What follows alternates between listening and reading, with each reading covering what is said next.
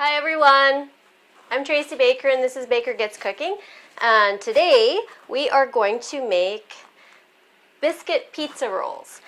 Now, I hate making lunches for my kids. I get so tired of it.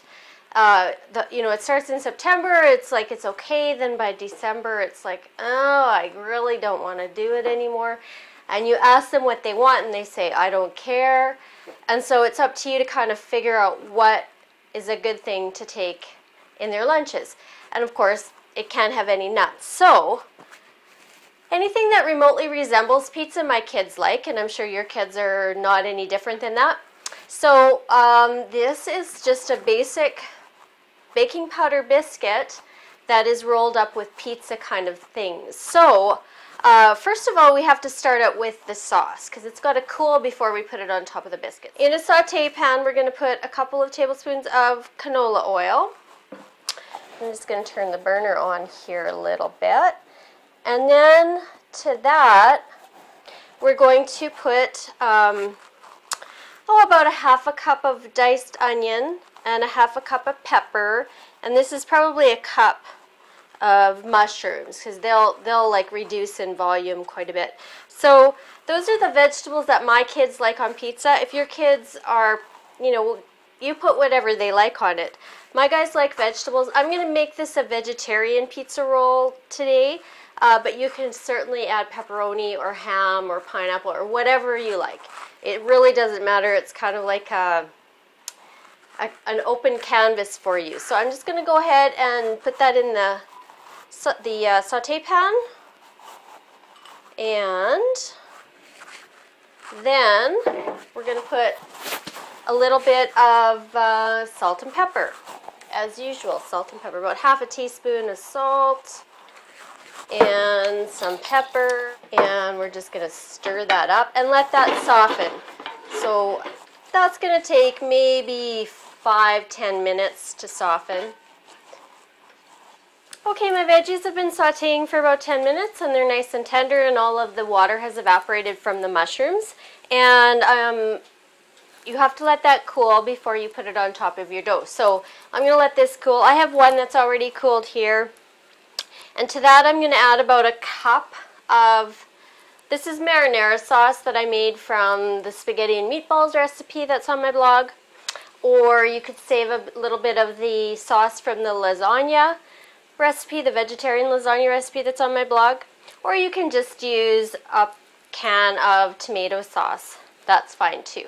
So I'm going to put that on top of my veggies and mix it up, and that looks lovely. And to that I'm going to put a little bit of oregano. Oregano is the pizza spice, so if you put oregano on top it'll taste like pizza. We'll just put that in. Now I'm going to just set this aside and we're going to start working on our dough.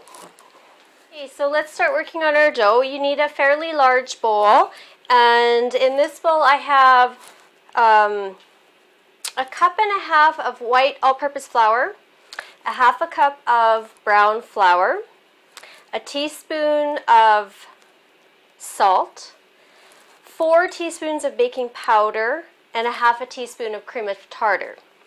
The recipe's on the blog, so you can go there and get it for sure. Now to that, so all of my dry ingredients are mixed. I'm just going to combine them. And then I'm going to, I've taken half a cup of cold butter and I've cubed or rectangled it into cubes, and I'm just going to drop that in. It must be cold butter. It needs to stay cold. That's what makes nice fluffy biscuits, is the butter. The butter melts and then creates little pockets of air. So I'm using this tool to mix the butter into my flour. I can't remember what it's called. It has a name. I'll put it on the website, but right now I can't remember what it's called. So I'm just going to use that to cut in the butter. And I like this bowl because it has a handle. It's an 8-cup measuring cup. It's one of my favorite tools to use. So I'm just going to press down press the butter into the flour, and then I'm just going to push it through like so. And I'm just going to keep doing that. Now, if you don't have one of these tools, you could use a couple of knives to cut the butter in. You could use your fingers. That's probably a better tool to use than knives. So just all you would do is then just kind of rub the flour and the butter together. The bad thing about using your fingers is that your hands are warm and the butter is going to start to get warmer and maybe melt, and you don't want it to melt. So I'm just going to continue to do that until it starts to look like oatmeal, or that there's small peas, that kind of a size is what you want. So that's all it really takes. It kind of goes quick with that tool. So you can kind of see that it's a little lumpy, so those are little lumps of butter in the flour. And I'm just going to make a little well in the center, and to that I'm going to add 3/4 of a cup of milk. This is 1 cup, and I'm only going to add 3/4 of it because I might not need the whole cup. I'm just going to kind of wait and see. If I need to add it, I will. And we'll just kind of get most of the flour mixed in. And then I'm going to just dump it out onto my board.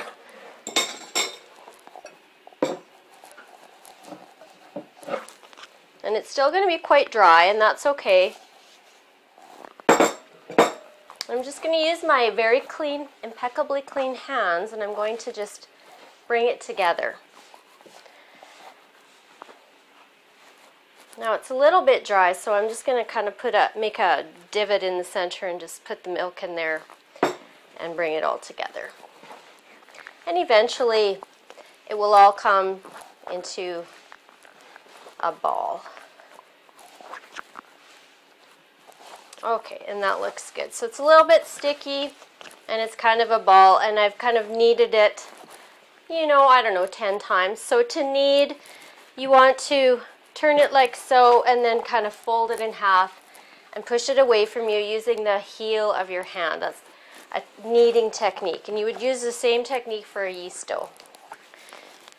Now I'm not going to knead it too much, because the more you handle it, the warmer the butter gets and the tougher the dough gets. So I don't want tough biscuits, so I'm just going to leave it like that. Now I need a little bit of flour, and I'm just going to sprinkle some flour onto my bench here, and I'm going to use my hand and just kind of make a rough rectangle, because that's what our goal is, to have kind of a rectangular shape. And I'm going to use my rolling pin. This is a heavy marble rolling pin. Now I'm just going to roll it, keeping kind of that rectangle shape in mind. And the ultimate goal is to have about a 9 by 13 size rectangle. And it's going to be, I'd say about 1/4 of an inch in depth by the time you're done. Doesn't have to be perfect, it's just approximate.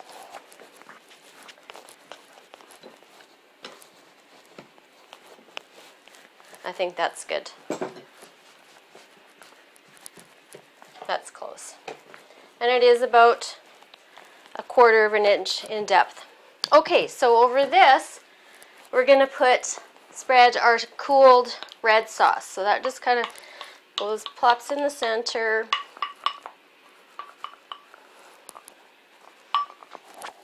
And I'm going to use my offset spatula. It's another one of my favorite tools, is this little offset spatula. It just makes life so easy. And we're going to just, it's a fairly thin layer that you want. You don't want this too goopy. Now this is a savory biscuit roll. You could do a sweet biscuit roll if you want, and just instead of putting tomato sauce, you could put something like a layer of butter and brown sugar and cinnamon, and you would have cinnamon biscuits. There's lots of things you can do with this. This is just a very basic baking powder biscuit recipe. The same kind of biscuits like that they make in the South, the southern United States, where they have biscuits and gravy. Same kind of thing. They have a slightly different flour than we have. They have a soft wheat flour, so it's a little bit different in texture. I live in the north, and we have hard wheat flour. So different wheats have different kind of flour types. This is a little bit of grated mozzarella cheese, and I'm just going to sprinkle that over top. And again, it's not a huge amount. You don't want this really goopy. Just like that. And then I'm going to roll. Now I start away from me and I roll towards me. I don't know why. That's just what I do. And you want to try to get it as tight as you possibly can. So I'm going to have, these ends aren't going to have much filling, and I maybe just eat those for a treat instead of freezing them. Most of this is going to be frozen for lunches. Okay, so, and then I'm just going to kind of give it a squeeze and stretch it out a little bit. Okay, so then you're going to need a baking sheet pan. My oven is preheating at about 375, 400 degrees. And now I'm just going to cut it into rolls. So, to get even rolls, you start by dividing it in half. I think our eye has a good capacity to judge what half of something is, so that's why this works. And then I divide each half into halves.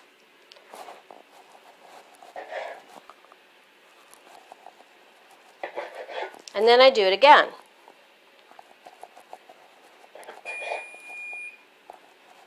Or maybe it's just my eye. I don't know. It works for me. And then half of that. Okay. And then I go one more. So your rolls are going to be about an inch thick. And then that just goes on to the sheet pan. And you have a nice little package.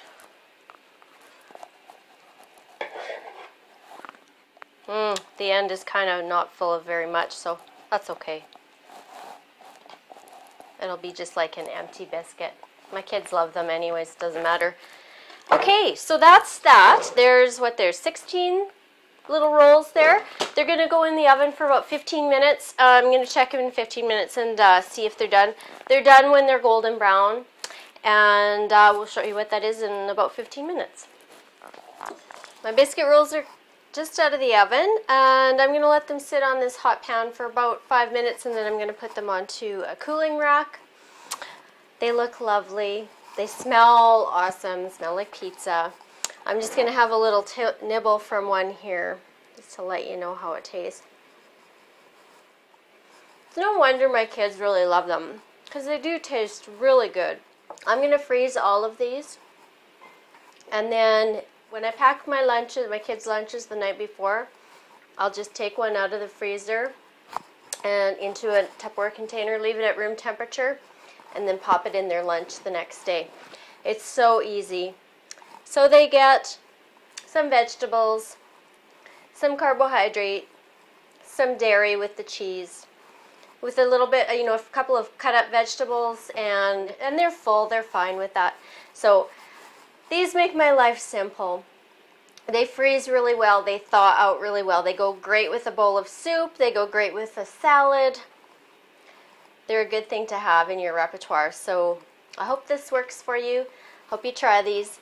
Thank you to all my friends and family for the kind words of support on Facebook and on my blog. You can find this recipe at my blog at bakergetscooking.blogspot. The address will be underneath my video. You can click on the link. And I'll see you next time. Bye!